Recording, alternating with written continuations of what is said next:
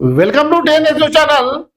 So నేను మొత్తానికైతే తెలంగాణ రాష్ట్రం మంత్రి తుమ్మల నాగేశ్వరరావు గారు నిన్న ఏపీలో ఏపీ సీఎం చంద్రబాబు నాయుడు కలిసి అప్పుడు తెలంగాణ రాష్ట్రం ఏర్పడినప్పుడు మరి తెలంగాణ నుంచి 5 గ్రామాలు తీసి ఏం చేసిన వాళ్ళు ఆంధ్రప్రదేశ్లో కావడం జరిగింది. అయితే అటువంటి ఆ సందర్భంలో ఇప్పుడు కూడా మనకు చాలా రకాల ఇబ్బందులు ఏర్పడుతున్నాయి. ఇబ్బంది ఏమంటే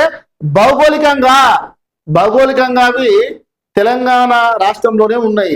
కానీ 5 గ్రామాలను ఏం చేసినట్టు వాళ్ళు ఆంధ్రప్రదేశ్ కలిపారు. కలపడం ద్వారా ఏమైందంటే ప్రజలు ఆంధ్రప్రదేశ్ రాజ్యాన్ని పోవాలంటే సుమారు 8 నుంచి 10 గంటల సమయం పడుతుందట. వాళ్ళు ఏం చేయని ఒక దిక్కులేని పరిస్థితుల్లో వాళ్ళ జీవనాన్ని వాళ్ళు సాగిస్తారు. ఇటువంటి సందర్భంలో గత ప్రభుత్వం కూడా ఒక్కసారి కూడా కనీసం దీనిపై స్పందించి ఒక స్టేట్మెంట్ కూడా ఇవ్వకపోయింది.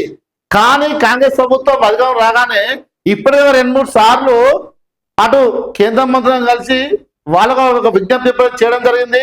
దాంతో పాటు ఏపీ ముఖ్యమంత్రి చంద్రబాబు నాయుడు కూడా వాళ్ళు 2-3 సార్లు కలిసి ఖచ్చితంగా ఈ 5 గ్రామాలు ముంపు గ్రామాలు ఏవైతే ఉన్నాయో వాటిని ఖచ్చితంగా తెలంగాణ రాష్ట్రంలో కలపాలని చెప్పడం జరిగింది.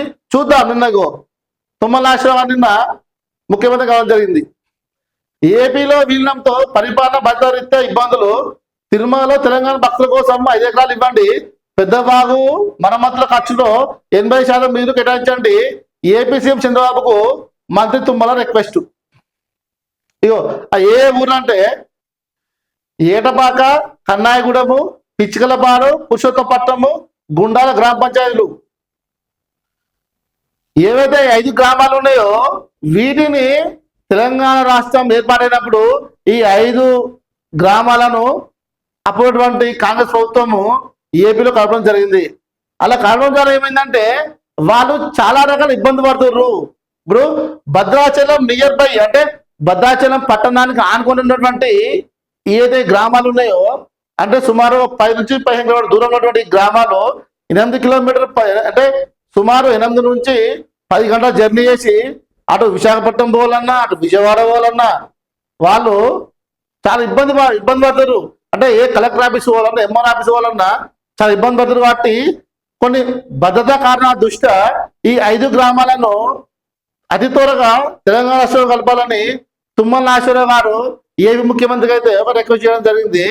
దాంతోపాటు తిరుమలకు వెళ్ళేటువంటి తెలంగాణ భక్తుల కోసము తిరుమలలో ఒక 5 ఎకరాల జాగా కేటాయించాలని తుమ్మల నాగేశ్వరరావు గారు ఏపీ సీఎం రిక్వెస్ట్ చేయడం జరిగింది.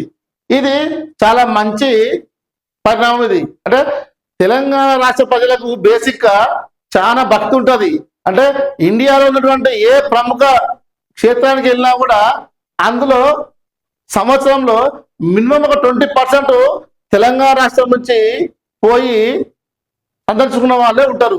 కాబట్టి ఇటు మన పక్కనే ఉన్నటువంటి తిరుమలలో తెలంగాణ భక్తుల కోసము ఒక 5 ఎకరాలు కేటాయించమని తుమ్మల నాగేశ్వరరావు గారు అడగడం జరిగింది. ఇది చాలా మంచి పని.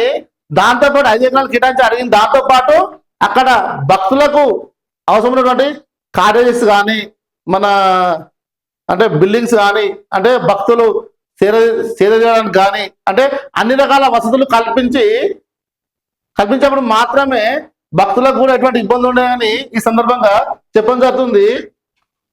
దాంతోపాటు పెద్ద భాగం మరమ్మతుల ఖర్చులో 80% నిధులు కేటాయించండి.